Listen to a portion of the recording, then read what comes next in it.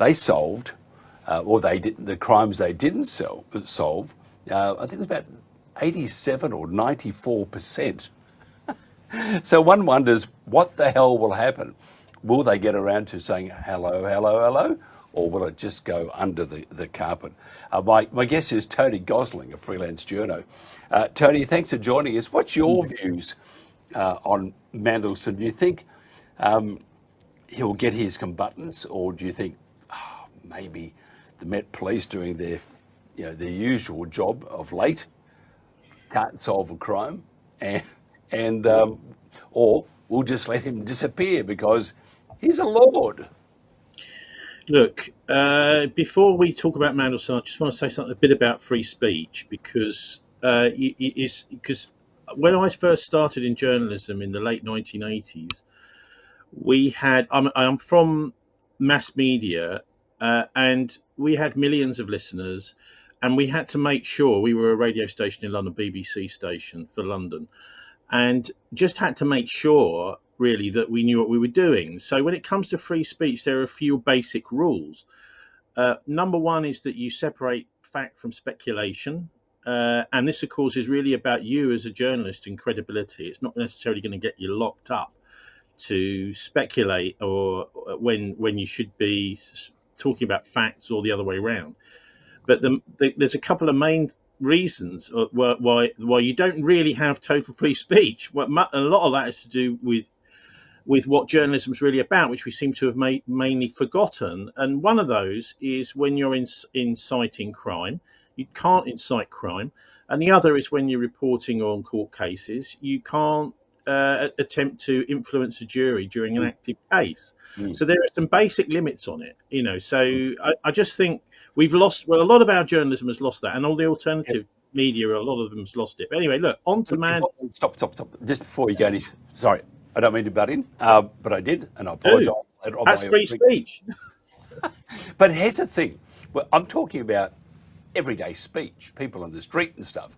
And you are dead right when it comes to journalism. And I was having a real whinge, which is part of my makeup, I believe. I just whinge a lot. But we always hear citizen journalist, that's a journalist. I've got a camera, I've got a phone, I'm filming, I'm a journalist. No. They're not journalists. They're people with a camera or know how to work the computer, and they're having an opinion. But it doesn't make them a journalist, because journalism, I worked for newspapers and radio stations in journalism. I did a couple of years and got bored with it, so I just went out straight into it. But you have these rules and regulations, and they're there not to make your life miserable. They're there to make sure that you report generally the news. So that part I understand.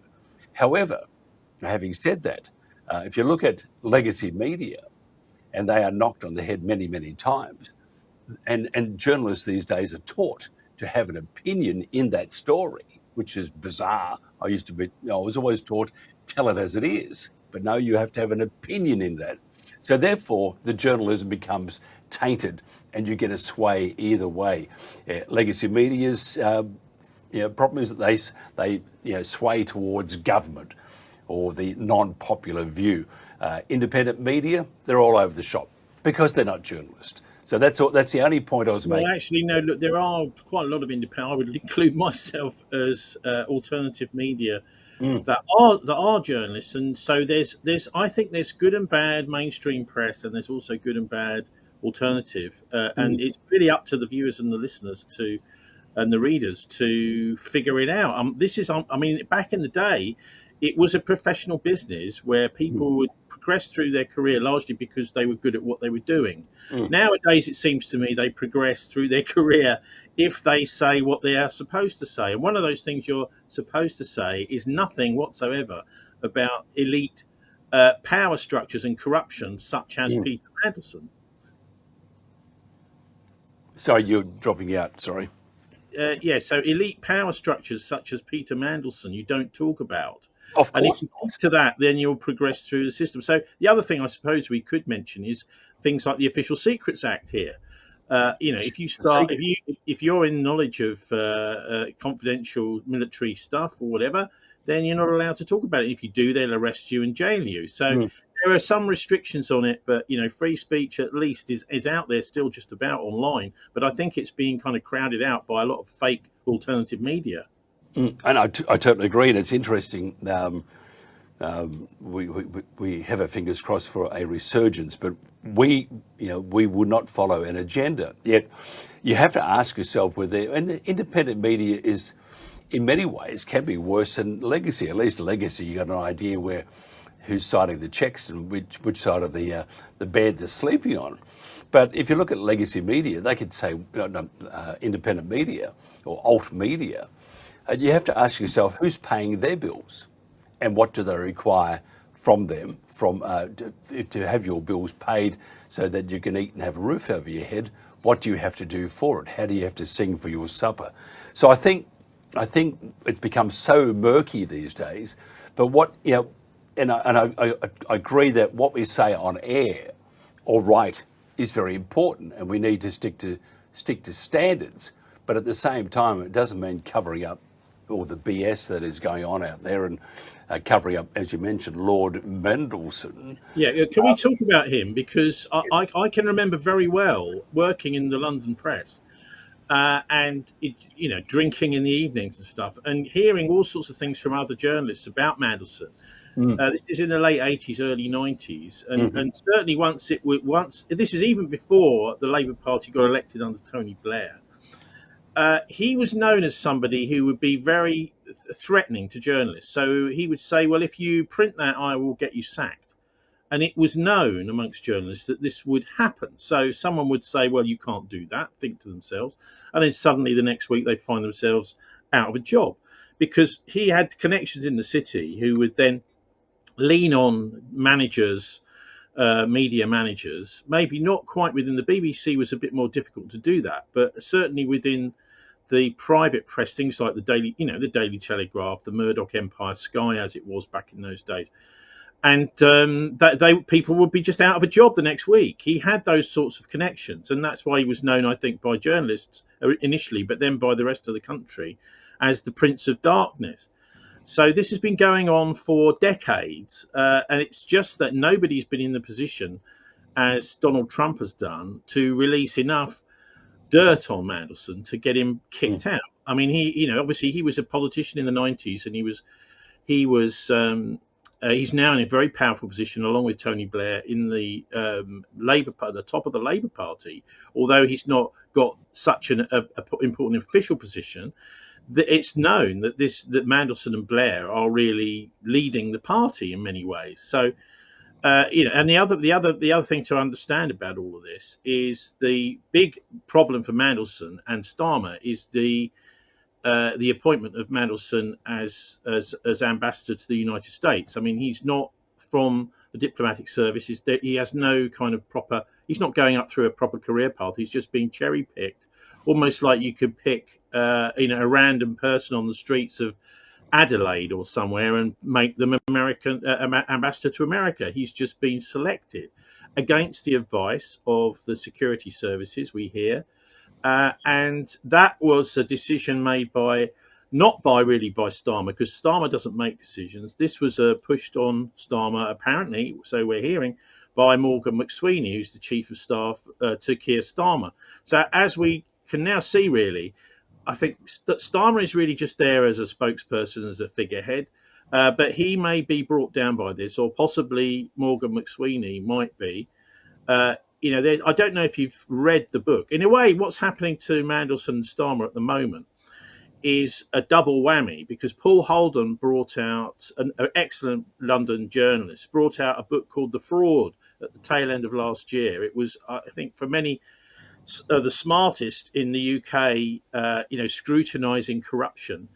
The Fraud by Paul Holden was a massively important book, and it explained how £700,000 slush fund was created in order to, between 2017 and 2020, to kick out Corbyn and to implant Starmer as Labour leader. And this is £700,000 slush fund. The money came from a couple of pro-Israel donors to to the Labour Party, Trevor Chin and Martin Taylor, both what they were saying basically is they want to burn down the Labour Party with Corbyn and put Starmer in charge. So that was the book that came out tail end of last year, which really exposed the corruption that put Starmer in power. So this is, I think, in the background of the minds of many people scrutinising this, is that this is also criminal. You can't use a slush fund in order to replace a political leader of a political party. This is not allowed. And Morgan McSweeney's right in the middle of this, as of course is Mandelson is almost like the person that's brought McSweeney down by trying to use his influence within the Labour Party to get himself appointed ambassador. What about the leaking of information to Epstein? Fairly serious issue, isn't it? I think it's under the Official Secrets Act. Absolutely right. Yeah, it is. I mean, he should. I mean, if the Metropolitan Police were doing their job, Mandelson would have been arrested immediately that was discovered.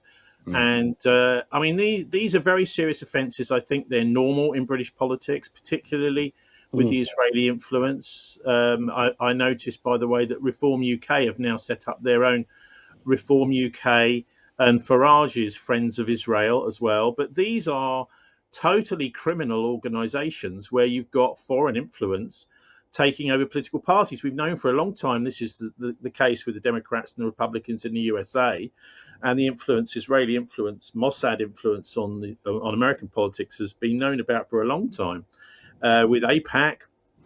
But in the UK, it's relatively, I think, more recent that they've decided that the UK needs to have a similar thing. And all of these are criminal.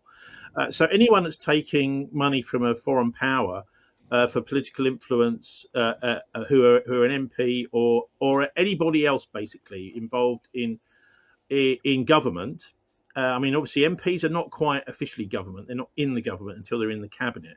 But anyone that's taking money from a foreign power, it's not good enough just to declare it, as particularly if there are political gains being made from it. So, I mean, for example, they can't take, if they're getting money from Israel, they can't take part in any decisions involving Israel. I mean, that's basically the law. But the law isn't really being enforced. These are all forms of misconduct in public office. And what Mandelson has committed by sending this information from the cabinet, as he obviously did, I think 3 separate issues now they've found through these files, is malfeasance. This is the most serious form of misconduct. It's deliberate misuse of political office, and that's the maximum sentence for that is life in prison.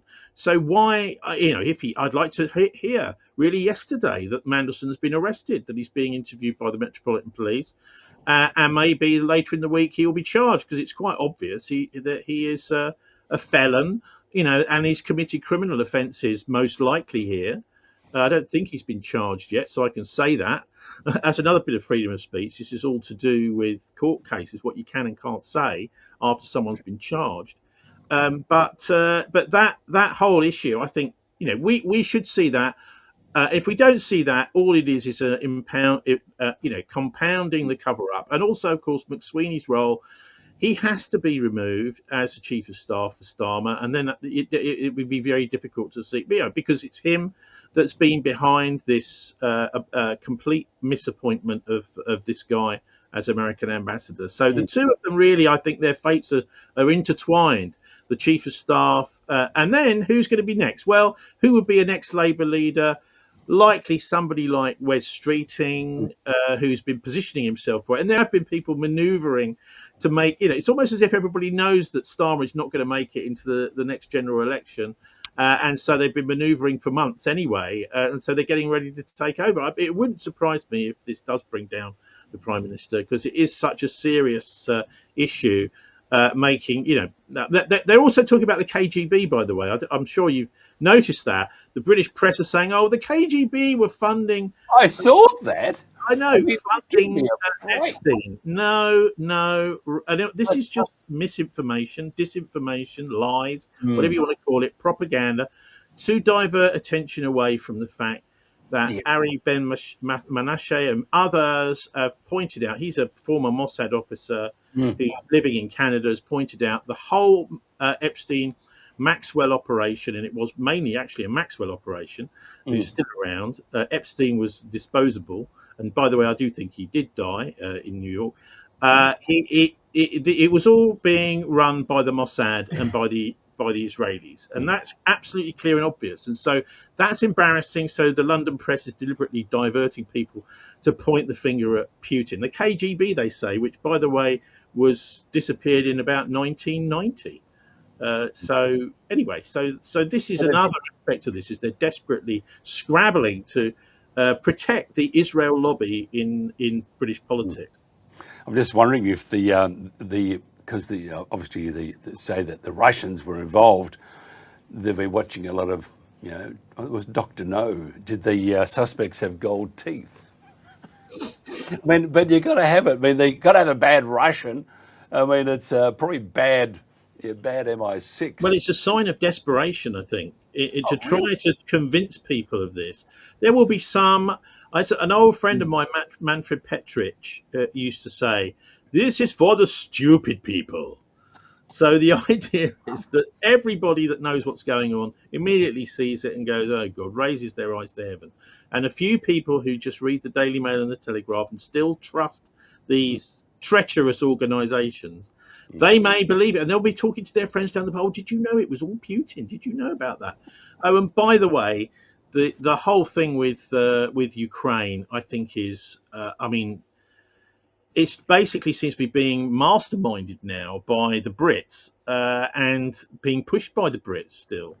This is an ancient and old struggle really going on here between the I guess what you might call almost like the Orthodox countries, the Orthodox Church countries, and the Catholic and the Protestant countries. It's almost like some sort of medieval battle going on, and I honestly don't think that is going to finish that war, because that the Brits and the West, NATO generally, are just hell bent on harassing Putin. They think they can bully him into submission, and they haven't quite realised that he's got far better weapons, and he's ready for a fight now.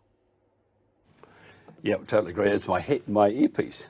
It just wants to come out. I used to watch people on TV thinking, how unprofessional. This one has got a mind of its own. Well, I don't have one, actually, I'm afraid. No, you've probably got very sensitive hearing. I haven't. I need to hear the world. Tell me about this.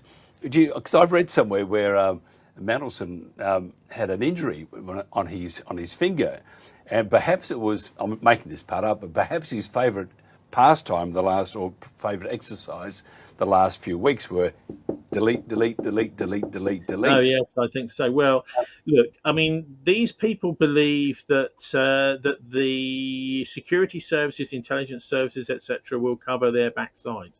That's often the case for a long periods of time, because the role of organisations like MI5 and MI6 and GCHQ here in the UK now, a lot of it, they've convinced themselves in this sort of weird hypnosis that their main role is to protect the British economy, and that by suppressing dissent and all sorts of, I suppose, political civil society organisations like the environmental movements, that they've got to infiltrate them, control them, to protect the oil industry, the economy, or whoever it happens to be. So that seems to be their main role now.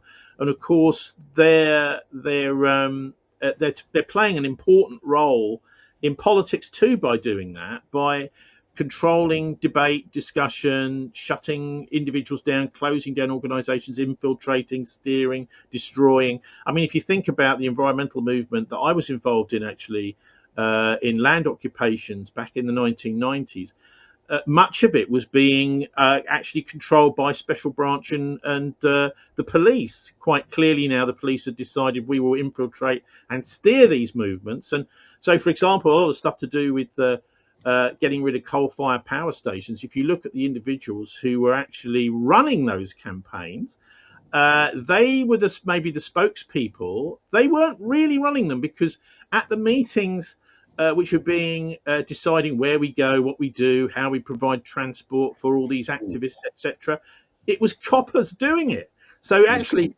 much of the sort of net zero has been brought in by the police, and the close down of the coal-fired power stations is a police operation. Yeah, and now you've got windmills. Those bloody windmills, can't stand them. I Well, mean, they're okay. A few no, windmills they're are all right not. out in Wales and in the sea. If you're a Yes, bird, if you're a bird or a whale, I well, mean, as steer your numbers clear of them. Steer diminish, clear of them. They're okay, a really. But bit the of, thing bit is, of coal. but yes, coal is, I think, perfectly usable stuff. It is. But the main point of all of this was to really put the nuclear industry back onto its feet again, because it's so expensive. They want the nuclear stuff to go because it's very easy to automate. It produces loads of something called plutonium, which you can use in bombs, and this is all connected with the weapons industry, I think, and that's the main reason why they've gone for getting rid of coal. I think people are over scared of uranium, and what's wrong with glowing in the dark? That's all I can say. There is a guy called Dave Douglas here in the UK from the National Union of Mine Workers who's written a fantastic book all about how this climate change thing has been weaponized, and there is climate change, but it's been weaponized to destroy the coal industry. Basically, we had in the UK a fantastic coal and rail industry, which was all completely dismantled in the 60s, 70s, and 80s. To make way for a more sort of technocratic world. And also, of course, a big important part of all of that was to get rid of trade unions. We hate the trade. They did that, of course, with the print workers as well, to get rid of the unions, because this is a form of autonomous power the government can't necessarily control. We could talk for ages, and I know you could, and that's more than I can do. Look, we have to wind it up here. I just wanted I had all these things, all these great one-liners for you too. I have to wait till next time, bugger. But anyway, look, if somebody wants to find out more about you, Tony, how do they do that? Well, I do a weekly programme which is at thisweek.org.uk, the Bristol Politics Show. We do a bit of everything. So everything from the plight of the travellers here in Bristol, who they're trying to usher out of the city, the people that live in boats, they're trying to price them out, etc., to turn it into a very, very expensive place to live, and nobody's allowed to stay here unless they're paying at least like £2,500, £3,500 council tax, rent, etc. So a lot of the people on the margins of society are being ethnically cleansed, or should we say socially cleansed out of the city, all the way through to the sort of things we've been discussing, and also investigative journalism. I've been doing quite a lot recently on the Nazi origins of the 3 nuclear weapons which were used in 1945, the test, the 2 plutonium bombs and the 1 uranium bomb.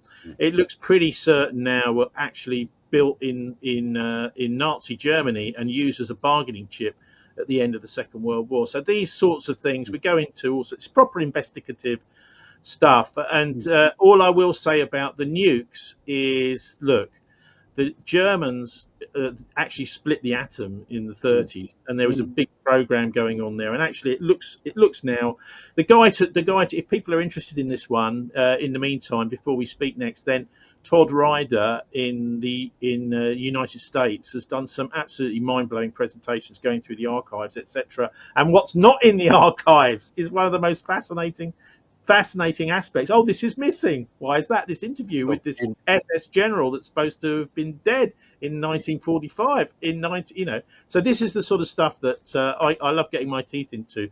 A bit of trying to untangle some of the big lies of history. Absolutely fantastic. And boy, can you talk. And I love it. So thank you very much for your time. We'll catch up with you. Hopefully you'll come back on again maybe next week. And we'll thanks, Mike. Yeah. Absolutely fantastic. Tony Gosling here on The World Today. Thank you very much.